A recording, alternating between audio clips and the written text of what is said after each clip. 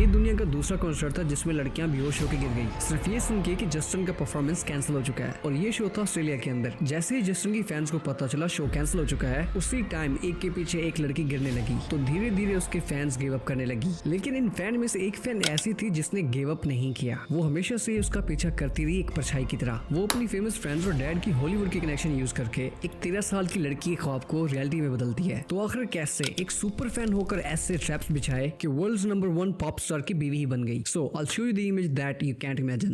Does Justin think I'm cool?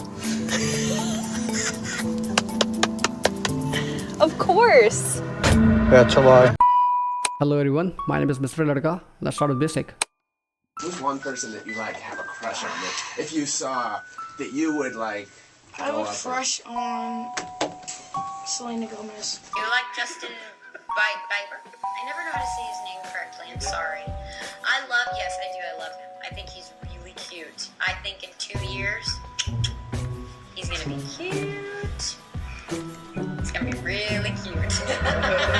2009 में Justin ने अपने पहले हिट सॉन्ग वन टाइम और वन लेस लोनली गर्ल के साथ अपना पहला एल्बम रिलीज किया। उस वक्त वो सिर्फ 15 साल का था, लेकिन उसका क्रेज पूरी दुनिया में छा गया था। इस क्रेज को बीबर फीवर कहा गया और फैंस ने हर जगह पर जस्टिन के लिए पागलपन दिखाया। हेली बाल्डविन, जो स्टीफन बाल्डविन की बेटी है, जो एक हॉलीवुड का एक्टर है, उन दिनों वो भी जस्टिन बीबर की एक बहुत बड़ी फैन थी। उसका ड्रीम था कि वो जस्टिन बीबर से मिले, लेकिन उसके डैड ने हॉलीवुड के कनेक्शन की हेल्प से उसका सपना पूरा किया। टुडे शो के अंदर जस्टिन बीबर इनवाइटेड होता है और उसी टाइम स्टीवन बाल्डविन भी अपनी बेटी हेली को स्टेज के पीछे ले जाता है और जस्टिन बीबर से इंट्रोड्यूस करवाता है।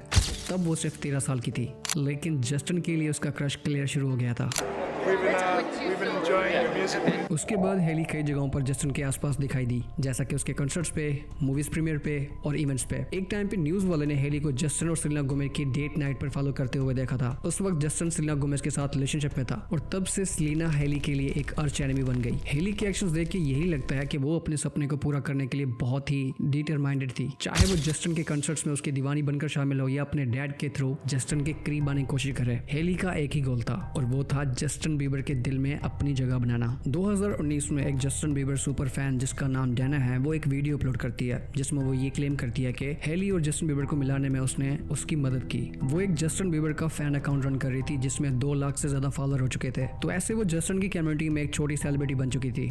I ran a Bieber fan account with 200,000 followers. Like, it's just Haley Baldwin is me. I am Haley Baldwin. You are Haley Baldwin. We are all Haley Baldwin in this world. Haley Baldwin went from trying to bump into Justin Bieber at the Satai, the London, to married. It is so iconic. Like, everyone's making a joke that it was her 10-year plan. Like, did it. She did that, and I don't even know how. Like, I want to know how. I need to do that, okay? 2011 में heli Baldwin जब 15 साल की थी, वो डैना के account को follow करना शुरू करती है और इनके बीच रेगुलर डीएम्स और ट्वीट्स का सिलसिला शुरू हो गया। डैना का कहना है वो हेली को अक्सर जस्टिन बीबर की लोकेशन और इवेंट्स के बारे में पूछती थी, जैसा कि उसका नेक्स्ट इवेंट कौन सा है और कहाँ पे है और वो किस होटल में रुक रहा है। फिर वही होटल बुक कर लेती या फिर उसी होटल के रेस्टोरेंट के ऊपर खाना खाने के लिए चली जाती। हेली का ऐसा करना अगर तुम्हें अभी भी समझ नहीं आया तो let me clarify it.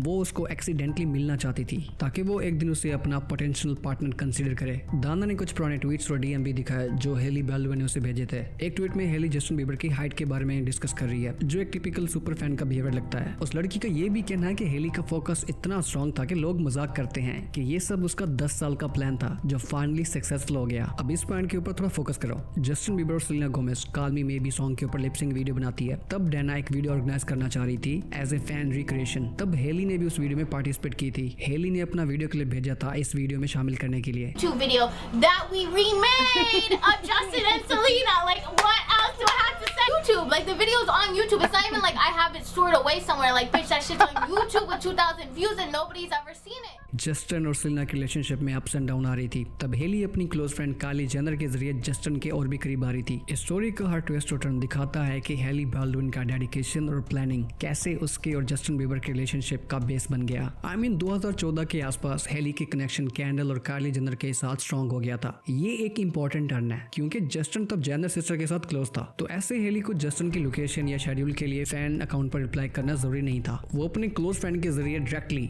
Assess ले रही थी। न्यू ईयर के करीब जस्टिन और सेलिना के बीच कुछ ऐसा होता है जिसकी वजह से उनका ब्रेकअप हो जाता है। तब हेली जस्टिन बीबर के साथ टाइम स्पेंड करना शुरू करती है। वो जस्टिन के साथ डिनर और मूवीज पर दिखाई दी गई और एक बार तो सारी रात उसके घर भी रुकी। लेकिन न्यू ईयर इवेंट के वक्त हेली का फोकस था सेलिना को जस्टिन के करीब आने से रोकना। फैंस का मानना है कि कैंडल जेनर और जीजी हदीद के साथ सेलिना का दुबई का प्लान एक डिस्ट्रैक्शन था ताकि जस्टिन और सेलिना न्यू ईयर की मिडनाइट पर एक दूसरे से ना मिल सकें। लेकिन जस्टिन ने अपने एक इंटरव्यू में सेलिना को लव ऑफ हिज लाइफ कहकर क्लियर कर दिया कि वो किसी भी नए रिलेशनशिप के लिए तैयार नहीं है। तो ये चीज हेली के लिए एक मेजर बिग फॉल था। तब उसने जस्टिन और सेलिना के रिलेशनशिप को अंडरमाइन करने के लिए और ज्यादा बोल्ड एक्शन लेना शुरू किए। जब जस्टिन बीबर अपने इंटरव्यू में सेलिना के बारे में ओपनली बात कर रहा था, हेली ने जस्टिन और अपने पेयरिंग को प्रमोट करते हुए ट्वीट्स को एक्सीडेंटली रीट्वीट करना शुरू कर दिया। इसके साथ ही फैंस ने नोटिस किया कि हेली का बिहेवियर सेलिना को कॉपी करने लग रहा था। उसके आउटफिट्स, पोज, इवन उसके फेशियल एक्सप्रेशन तक। मतलब सेलिना अगर कोई भी आउटफिट पोस्ट करती तो अगले 24 घंटे के अंदर अंदर हेली सिमिलर आउटफिट पहनकर पोस्ट कर देती। व्हिच आई बिलीव फैशन के अंदर ओवरलैप होना नॉर्मल है, लेकिन जब आप किसी एक स्पेसिफिक इंसान का हर मूव फॉलो करते हैं तो वो ऑब्सेशन की तरह इंडिकेट करता है। अब हेली के इस तरह बिहेवियर के ऊपर फैंस ने मिक्स्ड रिएक्शन दिए। कुछ लोगों ने इसे एक स्ट्रेटेजिक मूव कहा, बाकी दूसरे लोगों ने इसे अनहेल्दी ऑब्सेशन और इनसिक्योरिटीज का निशाना माना। ये सब दिखाता है कि जस्टिन के साथ अपने प्लेस को सिक्योर करने के लिए हेली ने काफी एफर्ट्स और स्ट्रेटजी अडॉप्ट की। हेली की इस तरह की हरकतें फैंस के लिए ज्यादा नोटिसेबल होता जा रहा था। 2015 में सेलिना गोमेज ने कान के पीछे जी टैटू बनवाया जो उसकी बहन ग्रेस के लिए एक ट्रिब्यूट था। सिर्फ 12 दिन के बाद हेली ने भी उसी लोकेशन पे एक आइडेंटिकल जी टैटू बनवाया जिसका उसने क्लेम किया कि वो उसके पास्टर की बेटी जॉर्जिया के लिए था। ये सिमिलरिटीज फैंस के लिए एक और सिग्नल था कि हेली सेलिना को कॉपी कर रही है। All talking about how much she loves her friends. These are her best friends in the whole world, right? Okay, that's the theme. And what is her caption? Absolute best friend. Like Selena was just living her life. And what does this woman do? फरवरी 2018 में Selina Gomez एक psychiatric facilities में admit हुई अपनी mental health के लिए। इस दौरान report आई कि हेली और उसके पोस्टर की वाइफ ने सेलिना के घर के आसपास ड्राइव किया। वो अभी भी थेरेपी में है या नहीं। तो हेली का ऐसा बिहेवियर फैंस के लिए एक अनसेटलिंग ऑब्सेशन की तरह इंडिकेट करता है। 2018 में जस्टिन और सेलिना का रिलेशनशिप ब्रीफली रिकैंडल हुआ, लेकिन कुछ ही महीने बाद ब्रेकअप फाइनल हो गया। सिर्फ 6 महीने के बाद जस्टिन ने हेली से शादी कर ली और हेली क्लेम करती है कि उसका और जस्टिन का रिलेशनशिप 2016 से ही शुरू हो गया था, जो कि ये टाइमलाइन और भी कंफ्यूजन क्रिएट करता है। खैर, तो ये चीज काफी इंटरेस्टिंग है। 2019 में सेलिना ने अपना इमोशनल गाना lose you love me release किया, जो फैंस का कहना है कि जस्टिन के ब्रेकअप के बारे में था। हेली ने इसके बाद रिटर्न में एक स्क्रीनशॉट पोस्ट किया जिसमें वो अल्केलियो गाना सुन रही थी। फैंस ने इसे सेलिना के लिए एक इनडायरेक्ट अटैक माना, लेकिन हेली ने इसे कोइंसिडेंस कहा। हेली ने अपनी फिंगर के ऊपर जे टैटू बनवाया जो कि जस्टिन बीबर के लिए एक ट्रिब्यूट था, लेकिन फैंस ने इस टैटू को कंपैरिजन किया उस रिंग से जो 2012 में जस्टिन बीबर ने सेलिना गोमेज को दी थी। इसके भी अलावा सेलिना की एल्बम रिलीज पार्टी थी एक कैरेज रेस्टोरेंट के अंदर। हेली वहां पर बिना इनवाइटेड पहुंच गई। जब सेलिना रेस्टोरेंट के अंदर आती है तो रेस्टोरेंट ने उसके गाने बजाने शुरू कर दिए। तो हेली और उसकी टेबल रिपोर्टेडली जस्टिन का नाम चिल्लाने लगे जब उनकी रिक्वेस्ट पर यमी गाना नहीं बजाया गया। हेली के एक्शंस और सेलिना के साथ अनकैनी सिमिलरिटीज ने फैन को आपस में लड़ा दिया। तुम अपना ओपिनियन कमेंट में लिखने से पहले ये भी देख लो, हेली बीबर और सेलिना गोमेज के बीच की सिमिलरिटीज एक अलग लेवल तक जा रही हैं, जैसा कि कुकिंग शोज, इंटरव्यूज और एड्स कंपिंग। फैंस ने इन ऑब्जर्वेशन को ऑब्सेसिव कॉपिंग का नाम दिया है, जो हेली की ओरिजिनलिटीज पर सवाल उठाती हैं, जैसा कि Selena plus chef and Haley के what's in my kitchen shows में अनकैनी सिमिलरिटीज हैं। दोनों शोज होममेड और रॉ प्रोडक्शन देने वाली फीलिंग्स हैं। This is my real home. Everything that we're doing is at home. Hailey और सेलिना दोनों ही अपने शो को अपने घर के अंदर रिकॉर्ड कर रही हैं। Yes, we actually are in my real kitchen, in my real house. और एक्सप्रेसिवली ये बात मेंशन भी करते हैं। So Nana, what do we call this? Cheesy tortilla chip casserole. Selena और हेली दोनों ही अपनी ग्रैंडमा को डिशेस इंट्रोड्यूस करने का कहती हैं। And Nana, what are we making today? Selena का शो 4 सीजन और एक पिन ऑफ के साथ काफी सक्सेसफुल रहा, जबकि हेली का शो 5 एपिसोड के बाद बंजर पड़ गया। इसके अलावा फैंस ये भी ऑब्जर्व करते हैं कि हेली अपने इंटरव्यू में सेलिना की पास्ट कही हुई बातों को रिपीट करती है। I mean, उसके स्टेटमेंट को रिक्रिएट करती है। I realized that everybody else seemed to be narrating my life for me. Yes. So why don't I put something out that is my side of the story?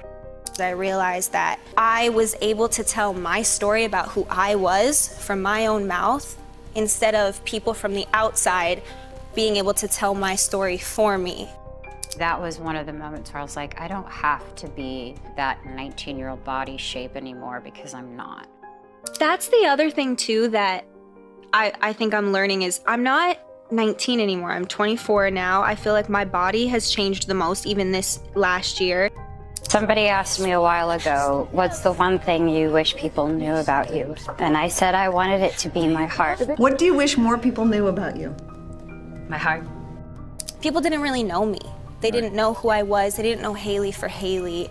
And I just always had this constant battle where I was saying, I wish people just knew my heart. जैसा कि सलीना ने एक interview में कहा कि लोग उसकी life के बारे में बिना उसकी बात सुने जज करते हैं और वो अपनी स्टोरी खुद शेयर करना चाहती थी। तो हेली ने भी एक सिमिलर स्टेटमेंट दिया जो फैंस के लिए सस्पिशियस था। इसके अलावा सलीना ने अपनी बॉडी एवोल्यूशन और एक्सेप्टेंस के बारे में बात की जो हेली के एक और स्टेटमेंट के साथ मिलता जुलता था। सलीना का एक रॉ इंटरव्यू का क्लिप एक फैन अकाउंट पे अवेलेबल था, उसमें वो अपने हर्ट के बारे में बात कर रही है और हेली ने भी अपने इंटरव्यू में आइडेंटिकल लाइन यूज की। तो हमारे लिए ये समझना बिल्कुल भी मुश्किल नहीं है, उसने सलीना को काफी क्लोजली फॉलो किया है। इसके भी अलावा इन दोनों की एड कैंपेनिंग में भी काफी सिमिलरिटीज है, जैसे कि हेली की ब्यूटी ब्रांड रोड और सलीना की रॉ ब्यूटी। इन दोनों के एड्स में फैंस ने भी स्ट्राइकिंग सिमिलरिटीज ऑब्जर्व की। अब तुम इनके विजुअल थीम्स देखो, कैंपेनिंग और एस्थेटिक और एक्सिक्यूशन सलीना की कैंपेनिंग के काफी करीब लगते हैं। इसके अलावा हेली का रोड ब्रांड बाकी ब्रांड को कॉपी करता है और हेली की ओरिजिनलिटी को अंडरमाइन करता है। तो इन दोनों के फैंस के बीच एक कंट्रोवर्शियल और पोलराइजिंग टॉपिक बन गया है। सलीना के फैंस इस ऑब्सेशन को जेलसी का केस मानते हैं और दूसरी तरफ हेली के सपोर्टर्स इसे कोइंसिडेंस या ओवर एनालिसिस का नाम देते हैं। आई मीन सलीना और हेली के लिए तो इतना बड़ा मसला नहीं है ये, लेकिन उनके फैंस के लिए इंगेजिंग और या ट्रबलिंग डिस्कशन पॉइंट बन गया है। हेली बीबर की जर्नी को दो अलग पर्सपेक्टिव से देखा जा सकता है। एक तरफ उसका डेडिकेशन और डिटर्मिनेशन एक रिमार्केबल एग्जांपल है और दूसरी तरफ ये ऑब्सेशन इनसिक्योरिटीज का केस लगता है। लेकिन जस्टिन बीबर से शादी कर लेना ये उसका सबसे बड़ा अकॉम्प्लिशमेंट माना जा सकता है। इसके पीछे जो स्टैटिक्स और स्ट्रेटेजी थी वो एक यूनिक स्टोरी बनाती है। हेली ने अपनी अर्ली टीन्स में जस्टिन बीबर से कनेक्शन बनाने की कोशिश शुरू की, जेनर सिस्टर से दोस्ती करना, फैन अकाउंट से जस्टिन के वेयर अबाउट ट्रैक करना और स्पेसिफिक लोकेशन के ऊपर कोइंसिडेंटली दिखना। ये सब उसकी डिटर्मिनेशन को दिखाता है। You know like marrying her idol, ये सोचना एक पॉप आइकन का डाई फैन उससे शादी कर ले, ये एक तरह का मॉडर्न फेरी टेल लगता है। हेली ने अपने ड्रीम्स को रियलिटी में बदला जो इंस्पिरेशनल भी लगता है। I don't even know what to call it because it's so beyond iconic that there needs to be a new word invented for what Hailey Baldwin has done. Hailey Baldwin went from trying to bump into Justin Bieber at the Satai, the London, to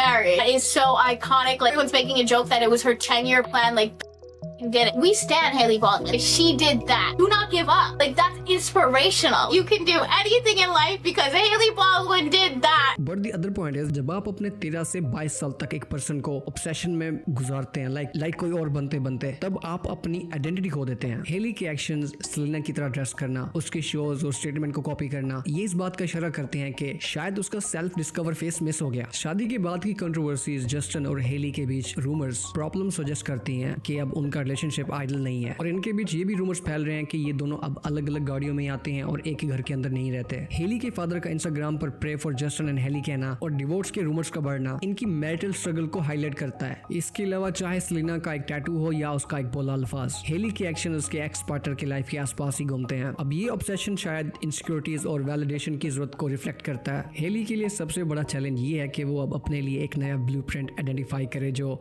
Justin और सलीना के influence से बहुत ज्यादा परे हो। अपनी individuality establish करना और अपने आप को एक ऑथेंटिक यूनिक आइडेंटिटी देना उसके लिए सबसे जरूरी है। तो क्या आपको लगता है हेली अपनी इमेज और लाइफ को जस्टिन और सलीना के इन्फ्लुएंस से दूर ले जा पाएगी या उनकी स्टोरी हमेशा इनसे जुड़ी रहेगी? वेल तो आज के इतना ही। व्हाट द फ्रीक, इसने नया ब्लूप्रिंट ढूंढ लिया, इसका मतलब जस्टिन बीबर का डिवोर्स